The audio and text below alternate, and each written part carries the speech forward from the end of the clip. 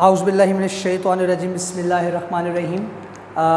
आज हम जो लेक्चर समझने की कोशिश करेंगे that is really very important. इस टॉपिक का नाम है कंबस्शन एनालिसिस। अच्छा, सबसे पहले तो हमें ये देखना है कि कंबस्शन एनालिसिस की डेफिनेशन क्या होती है। तो कंबस्शन एनालिसिस की डेफिनेशन ये है, एन एनालिसिस एक ऐसा मुशाहिदा विच इज़ मेड, जो किया जाता है टू डिटरमाइन, ताकि हम मालूम कर सकें the amounts of different elements, मुख्तलिफ एलिमेंट्स की मिकदारों को प्रेजेंट इन अ कंपाउंड, जो कि एक कंपाउंड में मौजूद होती हैं, बाय बर्निंग, जलाकर, is called as combustion analysis. Combustion analysis कहलाता है। अब ये तो हो गया लफ्जी मतलब। अब हम इसको समझने की कोशिश करते हैं कि एक्चुअली में कंबस्शन एनालिसिस क्या होता है।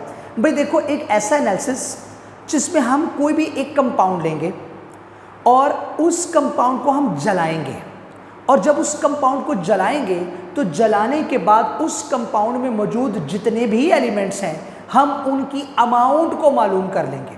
दोबारा सुन लीजिए, एक ऐसा प्रोसेस, एक ऐसा एनालिसिस जिसमें हम एक कंपाउंड लेंगे और उस कंपाउंड को जला करके हम ये देखेंगे, ये चीज़ डिटरमाइन करेंगे कि इसमें जो एलिमेंट्स हैं उनकी मिकदारें क्या हैं, और ये जो इनकी मिकदार हम मालूम करते हैं इन एलिमेंट्स की किसी भी कंपाउंड में, वो इन term of percentage composition find out करते हैं। तो इस प्रोसेस को हम बोलते हैं कंबस्शन एनालिसिस। एक ऐसा प्रोसेस जिसमें हम किसी भी कंपाउंड के अंदर मौजूद एलिमेंट्स की अमाउंट को डिटरमाइन करते हैं in term of percentage composition by burning, is called as combustion analysis. अच्छा, अब बर्निंग होती क्या है? देखिए, बर्निंग कहते हैं किसी भी चीज़ को जलाना in the access amount of oxygen. Oxygen की वाफर मिकदार में किसी भी चीज़ को जलाना क्या कहलाएगा? बर्निंग कहलाएगा। और आमतौर पे जो कंबस्शन एनालिसिस किया जाता है ना, ये आमतौर पर ऑर्गेनिक कंपाउंड्स के लिए किया जाता है। ऑर्गेनिक कंपाउंड्स जिनमें कार्बन भी मौजूद होता है, हाइड्रोजन भी मौजूद होता है, ऑक्सीजन भी मौजूद होता है। तो इन एलिमेंट्स की परसेंटेज निकालने के लिए, इन टर्म्स की मास कैलकुलेट करने के लिए जो हम तरीकाकार इस्तेमाल करते हैं वो है कंबस्शन एनालिसिस। तो ऐसा एनालिसिस जिसमें हम किसी भी ऑर्गेनिक कंपाउंड को जला करके उसमें मौजूद एलिमेंट्स की अमाउंट को डिटरमाइन करेंगे। अब products obtained after combustion analysis, definition के बाद आपने ये देखना है कि जब भी हम किसी ऑर्गेनिक कंपाउंड की कंबस्शन एनालिसिस कराते हैं तो उसकी कंबस्शन एनालिसिस से प्रोडक्ट कौन कौन सी बनती हैं। Product obtained after combustion analysis, combustion analysis करवाने के बाद जो और हमारे पास प्रोसेस हो गया, किसी ऑर्गेनिक कंपाउंड का आपने कंबस्शन एनालिसिस करवा दिया, तो अब उससे प्रोडक्ट क्या क्या बनेगी? 3 प्रोडक्ट तो बनती हैं लाजमन, अगर आपने किसी भी कंपाउंड का और कंबस्शन एनालिसिस करवाया है। सबसे पहले carbon dioxide, number 2 water, number 3 heat of combustion. मतलब ये कि ये एक्सोथर्मिक प्रोसेस होता है, that is an exothermic process. Exothermic process कहते हैं ऐसा प्रोसेस जिसमें हीट इवॉल्व हो। अब देखिए, हम सबको पता है कि ऑर्गेनिक कंपाउंड्स होते हैं ना, उनमें कार्बन मौजूद होती है। अब जब आप एक्सेस अमाउंट ऑफ ऑक्सीजन की मौजूदगी में किसी भी ऑर्गेनिक कंपाउंड को बर्न करेंगे तो क्या होगा? उसमें जितने भी कार्बन है ना, वो ऑक्सीजन के साथ मिलकर कार्बन डाइऑक्साइड में कन्वर्ट हो जाएगी। आप जब भी किसी ऑर्गेनिक कंपाउंड को एक्सेस अमाउंट ऑफ ऑक्सीजन की मौजूदगी में हीट करेंगे तो उसमें जितनी भी कार्बन होगी वो किस में कन्वर्ट हो जाएगी? कार्बन डाइऑक्साइड में। सिमिलरली उसमें जितनी भी हाइड्रोजन होगी वो किस में कन्वर्ट हो जाएगी? वाटर में। तो यहाँ पर कार्बन डाइऑक्साइड और वाटर बनेंगे। जब भी आप किसी ऑर्गेनिक कंपाउंड को कंबस्शन एनालिसिस से गुजारेंगे तो कार्बन डाइऑक्साइड और वाटर बनेगा। प्लस आप चूंकि उस चीज़ को बर्न करके उसका एनालिसिस कर रहे हो, तो इसलिए उसके दौरान हीट भी इवॉल्व होगी। तो अब याद रखिए, यहाँ पर मैंने लिखा है organic compound Burns in excess amount of oxygen. Organic compound जलता है ऑक्सीजन की एक्सेस अमाउंट में और बनता क्या है? कार्बन डाइऑक्साइड और वाटर। तो this is the definition and this is the description of the product which is obtained by the combustion analysis. अब एक डायग्रामेटिक डिस्क्रिप्शन है, बड़ी आसान सी, इसको ज़रा आप देख लीजिए। सबसे पहले एक आपको एक इस तरह का कंटेनर नज़र आ रहा होगा, दैट इज़ अ ट्यूब। इस ट्यूब में एक ट्रे पड़ा होता है, उस ट्रे के अंदर वो ऑर्गेनिक कंपाउंड पड़ा होता है जिसका कंबस्शन एनालिसिस हमने करवाना होता है। और इस कंटेनर के अंदर there is a supply of excess amount of oxygen as well.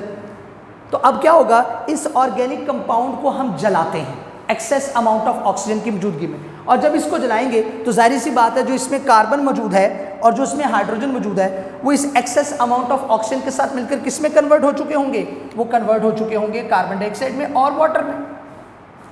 अब होगा क्या, कार्बन डाइऑक्साइड और वाटर वेपर्स की शक्ल में आगे जाएंगे। आगे क्या है, एक अगला कंटेनर आ गया, एक अगला चैम्बर आ गया, एक अगली ट्यूब आ गई, उसमें पड़ा हुआ है magnesium perchlorate MgClO4 twice. This is magnesium perchlorate and it is an excellent water absorber. ये एक बेहतरीन वाटर एब्जॉर्बर है, ये एक बेहतरीन वाटर एब्जॉर्बर है। ये क्या करेगा, जितना भी वाटर वेपर्स आ रहे होंगे ना उनको एब्जॉर्ब कर लेगा, जितने भी वाटर वेपर्स आ रहे होंगे उनको एब्जॉर्ब कर लेगा। अब मैंने यहाँ पे लिखा है that is a pre weight sample of magnesium perchlorate. हमने इस अगले कंटेनर में जो मैग्नीशियम परक्लोरेट रखा है इसका वेट पहले से ही मालूम हमें होगा। अब जब वाटर वेपर्स एब्जॉर्ब कर लेगा, क्योंकि ये वाटर एब्जॉर्बर है तो इसके वेट में इजाफा हो जाएगा, तो हम इजीली वाटर वेपर्स का वेट जो है वो कैलकुलेट कर पाएंगे। गौर से सुनिए, वाटर वेपर्स और कार्बन डाइऑक्साइड दोनों यहाँ से आएंगे, क्योंकि आपने ऑर्गेनिक कंपाउंड को बर्न कर दिया ना एक्सेस अमाउंट ऑफ ऑक्सीजन में। तो जब कार्बन और hydrogen access amount of oxygen में बर्न होंगे तो वो कार्बन डाइऑक्साइड और वाटर में कन्वर्ट होंगे, वो दोनों आगे आएंगे वेपर्स की फॉर्म में। आगे पड़ा हुआ है मैग्नीशियम परक्लोरेट जो कि वाटर एब्जॉर्बर है और उसका पहले से हमने वेट मालूम किया हुआ है। जब वो वाटर वेपर्स को देखेगा वाटर वेपर्स को एब्जॉर्ब कर लेगा। जब वाटर वेपर्स एब्जॉर्ब हो जाएंगे तो वाटर वेपर्स मजीद नहीं बचेंगे, वो आगे नहीं जा सकेंगे, वो सारे के सारे यहीं पे एब्जॉर्ब हो जाएंगे। अब रेड मार्कर से मैंने डॉट्स जाहिर किए हैं वेपर्स ऑफ कार्बन डाइऑक्साइड के, वो आगे जाएंगे, वाटर यहीं पे एब्जॉर्ब हो गया। कार्बन डाइऑक्साइड जब अगले कंटेनर में जाएगी तो वहाँ पे पड़ा हुआ है pre weight sample of 50% potassium hydroxide. 50% potassium hydroxide का जो है वो सोल्यूशन यहाँ पर पड़ा हुआ है, जो कि बेसिकली क्या है, it is a carbon dioxide absorber. ये बेसिकली कार्बन डाइऑक्साइड एब्जॉर्बर है, ये सारी की सारी कार्बन डाइऑक्साइड को यहाँ पर एब्जॉर्ब कर लेगा और अगर कुछ इम्प्योरिटीज बाकी बची तो वो अगले कंटेनर में जाकर एब्जॉर्ब हो जाएंगी। तो this is all about the combustion analysis.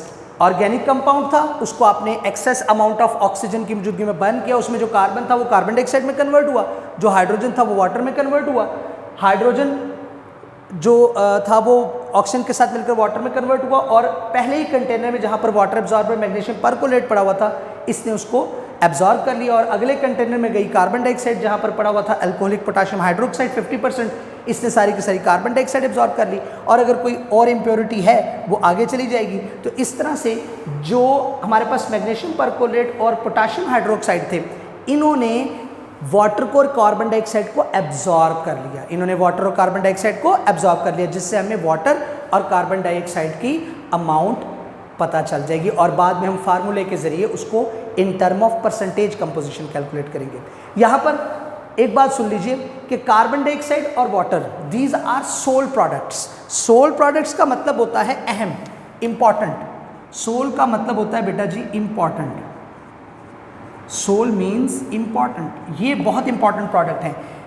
Heat of combustion इतनी इंपॉर्टेंट नहीं है क्योंकि उससे हमने एलिमेंट्स की परसेंटेज कंपोजिशन निकालने का तो कोई उससे जो है ना वास्ता नहीं है। हमें चाहिए कार्बन डाइऑक्साइड और वाटर की अमाउंट, जिससे हम आगे परसेंटेज ऑफ कार्बन और परसेंटेज ऑफ हाइड्रोजन कैलकुलेट करते हैं। तो ये आप देखिए, ये हमारे पास 3 फार्मूले ये आपको याद रहने चाहिए।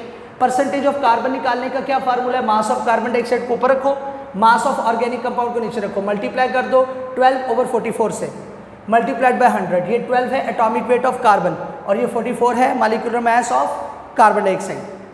उसके बाद परसेंटेज ऑफ हाइड्रोजन है, इसके लिए मास ऑफ वाटर ऊपर रखो जो आपको कंबस्शन एनालिसिस से मिलेगी, मास ऑफ ऑर्गेनिक कंपाउंड आप नीचे रखो, मल्टीप्लाई कर दो 2.016 से, डिवाइड कर दो 18 से, फिर मल्टीप्लाई कर दो 100 से, तो ये परसेंटेज ऑफ हाइड्रोजन निकल आएगी। परसेंटेज ऑफ ऑक्सीजन कैसे निकलेगी, 100 minus into percentage of carbon plus percentage of hydrogen. तो this is all about the formulation by which we can determine the percentage of carbon, hydrogen and oxygen. Hopes हो कि आपको ये समझ आ चुका होगा। अगर इसमें कोई प्रॉब्लम हो तो बेटा इंशाल्लाह ताला आप इसको हमसे कंसल्ट कर सकते हैं। अस्सलाम वालेकुम।